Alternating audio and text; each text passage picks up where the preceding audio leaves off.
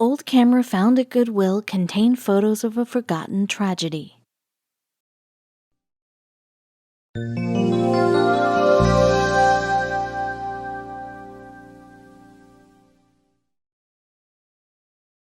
No one likes to dwell on all the things that could possibly go wrong, but Kati Dimoff from Portland, Oregon got a taste of the world's dangers when she stumbled across a camera containing scenes from a forgotten disaster.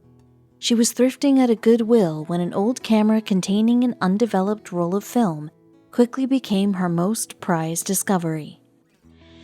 In Portland, a love of photography comes with the territory. Kati Dimoff counts herself as one of the many local photographers who snaps photos of the surrounding Cascadia region.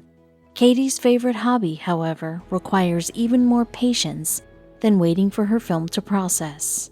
Kati frequents her local thrift shops in search of old cameras with undeveloped photos. She tells the Oregonian, "The first roll of undeveloped film I ever found had a photo of the Portland International Raceway in maybe the 70 seconds or the 80 seconds. That inspired me to keep looking for old film in Goodwill cameras." One spring day in Portland, Kati stepped inside her favorite Goodwill and picked up an Argus C2 camera model, which hadn't been in production for 75 years. The cartridge inside appeared to be aged. Kati rushed it over to a processing lab that specialized in developing old film. But they were missing something. The lab didn't have the proper machinery to develop the 40-year-old photos in color. Thankfully, they were able to process them in black and white, which was plenty for Kati. When she came to pick up the prints, the lab workers had to let her know how special her discovery was. Despite a bit of damage here and there, the lab experts had done a fantastic job.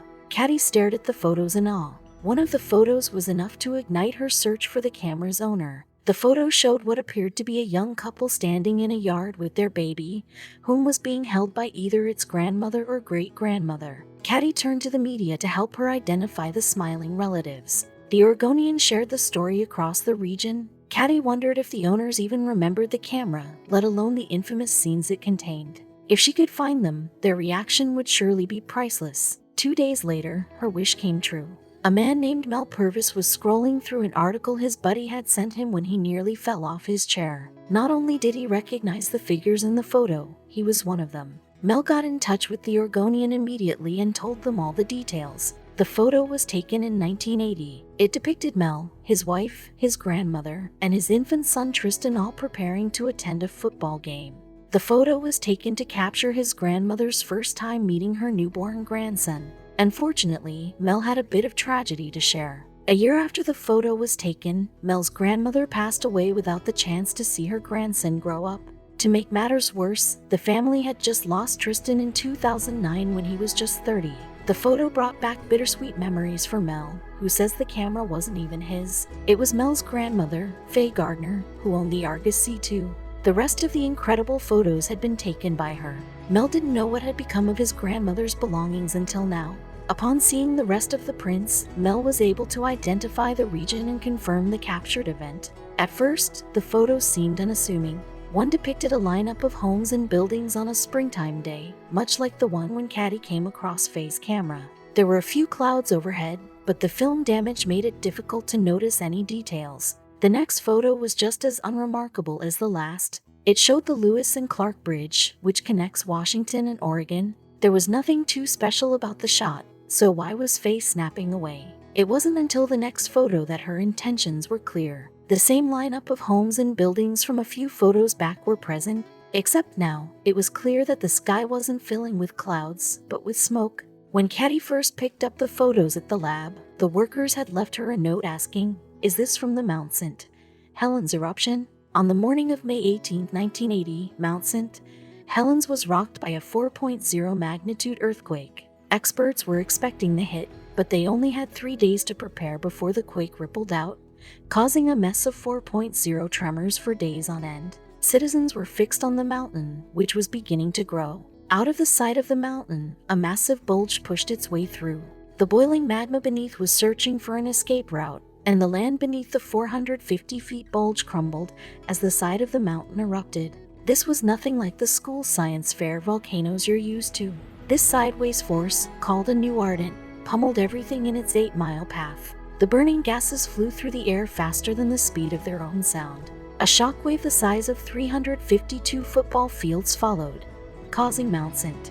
Helens to burst upwards in textbook fashion. Faye was frantically attempting to capture this moment.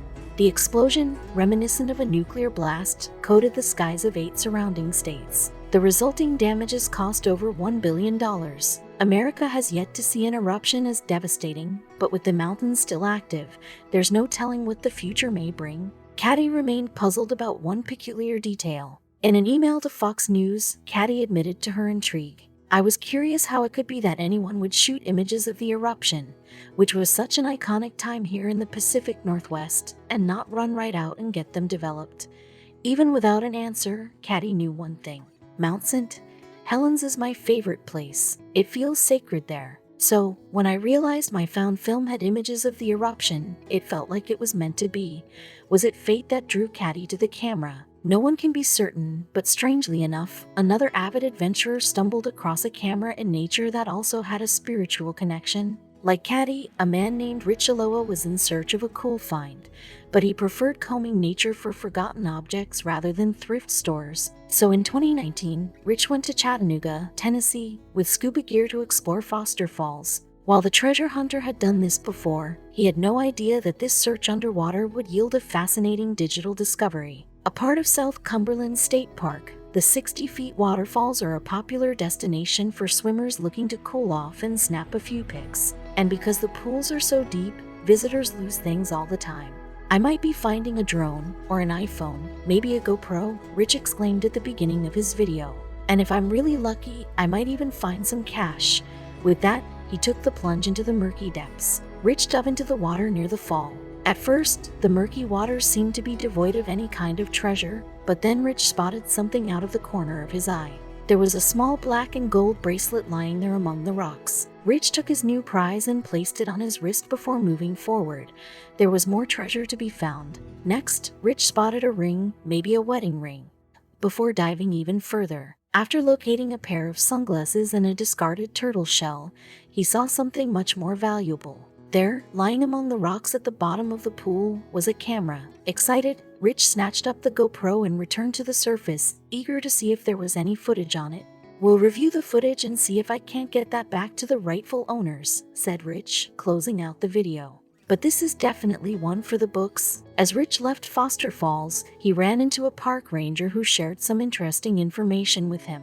It seemed a man named Richard Ragland had drowned there 2 years earlier. Rich's heart sank. Was there any connection to the items he found in Richard Ragland's death? When he turned on the camera, he was dumbstruck. "I was going through the footage and sure enough, I just said, oh my god, this is the guy," he recalled. Slowly, Rich uncovered Richard Ragland's backstory. He had grown up in Georgia and later served in the National Guard. Later, he found his calling as an actor. Fate intervened on a road trip with some friends in 2017. Richard and his friends stopped at Foster Falls for a bit of exploring, and when they came across the falls, they had to stop for a swim. That's when Richard pulled out his camera and started filming. The situation quickly got worse. Richard was getting pulled beneath the surface and struggling to breathe. One of his friends tried to pull him up out of the water, but it was too late. They tried to revive Richard with CPR, but the effort was hopeless. Paramedics quickly showed up to take him to a nearby hospital, but once he had arrived, they pronounced him dead. So, when Rich found the video of those final moments, he was heartbroken listening to some of Richard's last words. "You start to not take your life for granted and not allow people to manage your life," Richard said. "I didn't want anybody to manage my life." Troubled, Rich made a bold choice. He located Richard's parents to show them what he'd found. When they got the phone call, it must have brought some small comfort that they might finally have some answers into that unthinkable tragedy. The SD card was intact, all the footage was there. "It was like an out-of-body experience," said Richard's mother. "What we've seen so far is Rich being rich, living life to the fullest." Richard's mother was also grateful that Richard had sought them out. For him to go through the effort to do his research, make numerous phone calls, he didn't give up until he got in touch with us, and that means the world to us. Though it captured a tragedy, the footage of their son brought some closure to Richard's parents. They weren't sure if they wanted to watch it at first, but they knew revisiting the past was sometimes necessary to heal. The opportunity wouldn't have been possible without Rich Aloha.